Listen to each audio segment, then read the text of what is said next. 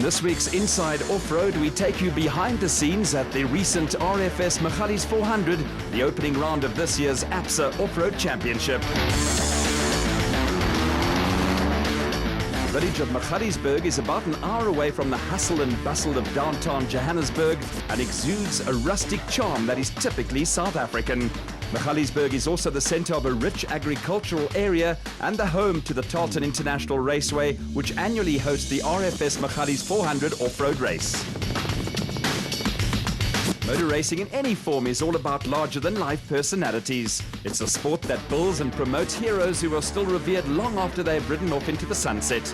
For more than 30 years, Hannes Grobler has driven race, rally and off-road cars, and along the way has gathered in a string of South African championships and a legion of loyal fans. We caught up with a legend who is also one of motorsport's Mr. Nice Guys. I played rugby and one was my passion, and I wanted to get my Springbok colours in rugby. But unlucky for me, I hurt my knee, and then shortly after that, my second passion was motorsport and off-road bikes, and I tore all my ligaments in my left knee, and my rugby was basically over. And then I've just decided that I'm going to try and get my Springbok colours in something else, and because motorsport was my second passion, I put my head down and I went for it, and I eventually got my Springbok colours in motorsport. I think at that stage I had my wife's car, and I thought, that's probably the best option, and I joined a motor club firstly, and when I got to a motor club, it was basically a rally club in Kroonstad, and most of the guys were rally guys, and I went with them one Saturday on a club event, and I won it, and I couldn't believe it, and then I thought, let me give it a try, and I put all my grocery money down, and I entered the first muddy slip, what we call it, molly slip rally, and I came 11th overall, and I won my class, and I was furious that I didn't beat Sarel. And eventually Nissan gave me a works drive, and I started developing and helping them develop rally cars and race cars, and I did some racing, and then all of a sudden the guys tried to convince me to do some off-roading, and I thought in '86 that I want to go and try off-roading and rally in 1 year, and I won both the championships, and that's how I got my Springbok colours. A great sportsman, and there's still some gas in the Grobler tank. They start them young in motor racing, and Anthony Taylor was in his teens when he won the South African Formula GTI Championship. Since then, Taylor has blossomed into one of the most versatile drivers in South Africa, with a string of national saloon car championships to his name. In recent seasons, Anthony Taylor's combined competing in the Bridgestone Production Car Championship and sitting behind the wheel of a Team Castrol Toyota Hilux in the APSA Off-Road Championship. I grew up in Tarleton, and I started actually out in motocross, so dirt has always been in my life, and it's actually brilliant to have such a wide variety of experience, from single-seaters to off-road to rallying and all sorts.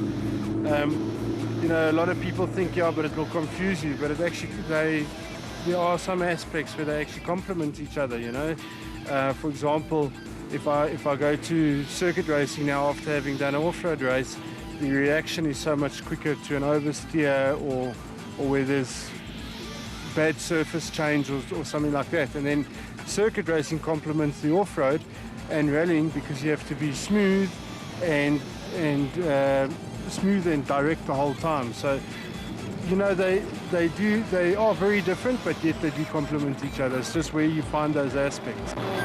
Sitting in a race car on the circuit is very much an individual pursuit. By contrast, off-road racing requires teamwork between driver and co-driver. That was probably the hardest thing to get used to, is having someone to talk to you while you're busy driving. And that did take me a little bit of time to get used to. But once I got used to it, it was actually, it almost becomes part of the whole thing. So it's not a distraction anymore to me. But in the beginning it was.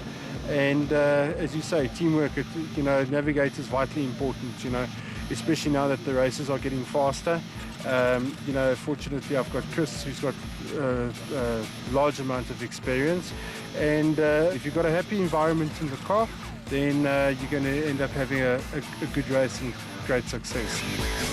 Success in motorsport depends on any number of factors, with driver and co-driver combinations an important part of the equation. At Ford Racing, the philosophy this year is to combine experience and youth. I believe that we have a very good mix of experience and youth. Lance and Ward are young, 20 years old, and Lance, so he's got a lot to learn. I've got to keep on putting the brakes on him, saying, listen, keep the expectations down. It's difficult being in the SP cars, being in the Ford factory team, but I think he needs to keep his expectations at a decent level. But in saying that, his pace is really good, and we need to bring youth into the sport, so it's really a good thing for Ford Motor Company and for us. And Chris and Yapi, we've got the South African champions. They were leading the championship going into the last event, so we believe we've got the experience and the speed there. We've got a great team, so I think we've got the right guys. The RFS Magalies 400 saw Ford Racing get their season off to a perfect start. In the Premier SP class, there were early problems for Donaldson Prologue winners Gary Bertelt and Siegfried Rousseau, and former South African champions Chris Visser and Jaapie Badenhorst quickly taking control of proceedings in the factory Ford Ranger. Ford Racing's cup overflowed when young Lance Woolrich and Ward Huxtable took a grip on second place, and behind them a steady drive took Terence Marsh and George Schmalberger into third place. There was also a solid start to the season for Christian Duploy and Henk Janssen van Vieren in the RFS BMW X3, with Dakar heroes Duncan Vos and Rob Howie rounding out the top 5 in Team Castrol Hilux.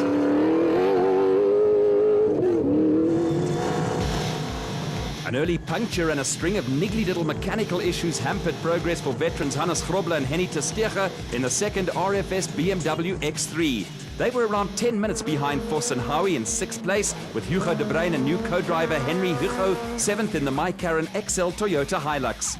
Graham and Trevor Leith brought a battered Transcorp Ford Ranger home in 8th place, with a brave effort taking Anthony Taylor and Chris Birkin into 9th place after starting from the back of the field. Fuel starvation issues hampered Malcolm Kok and Johan Burger, who closed out the top 10 in the SP class.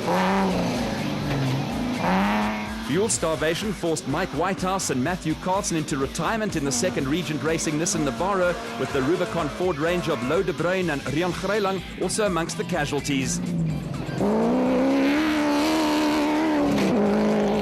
There was high drama when a coming together with the special vehicle entry of Peter Ruthven and Charles van Heerden put an end to Dion Venter and Ian Palmer's race, whilst Gary Bertelt and Siegfried Rousseau were left stranded on the side of the road. Unbelievable. The top uni ball snapped just as we're coming straight down this road, and unfortunately it looks like it's the end of the day. We're going to try and do some repairs now, but it's very unfortunate. Off-road racing. Reigning South African champions Jannie Visser and Jorx Leroux were also reduced to a spectator role when power steering problems sidelined the international truck Toyota Hilux. The Rubicon Racing Toyota Hilux of Pikkie Labuskaghni and Rikus Erasmus broke a rear prop shaft, and the race of attrition, Potchefstroom pair of Dewald van Breda and Johan de Toy failed to see out the distance in the Potch Plastics Toyota Hilux. Back at Tarleton, a delighted band of Ford supporters were on hand to welcome Chris Visser and Jaapie Badenhorst and Lance Woolrich and Ward Huxtable, who gave Ford Racing their first 1-2 finish in the APSA Off-Road Championship. The best ever result for Ford Racing provided former champions Chris Visser and Jaapie Badenhorst and Lance Woolrich and Ward Huxtable an early advantage in the SP Class Championship standings.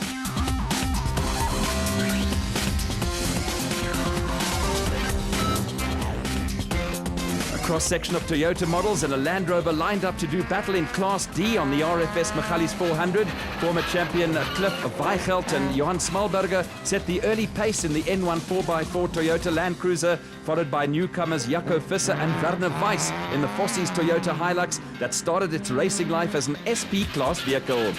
Louis Weichelt and Maret Besaidenout in the second N1 4x4 Land Cruiser, and reigning champions Jack and Sarel Oosthuizen moved up the pecking order when teenagers Jason Venter and Vincent van Alleman retired the 4x4 Mega World Toyota Hilux. We came past a long fast section, and we went to, there was a rock in the corner, and we went too fast around into the corner, and we hit the gate post, and it pulled off the whole back there. A faultless performance gave Cliff Weichelt, who now lives in Perth, and Johan Schmalberger the win, and an early championship lead ahead of the ever-consistent Land Rover pair of reigning champions Jack and Sarel Oosthuizen, who started from the back of the field. Yeah, that's always a bonus, and although we're not scoring full points because we didn't have enough entries, but it's always good to start off with some points in the bag. The Northern Region Off-Road Championship is an important nursery for the ABSA Off-Road Championship. Among those moving up a rung on the ladder at the RFS Magalies 400 were the Force Fuel Toyota pair of Johan Griffien and Willem Marais. Yeah, we had to take the leap sooner or later, and we decided to finish the season with regionals and then move up to nationals. A non-finish was a disappointment for Griffien and Marais, who will race a full season of Class E in the production vehicle category. I've always liked Bakkies. I've always been a Toyota fan, and yeah, all our vehicles at work are Toyota, so decided to buy a Toyota and let's go for it.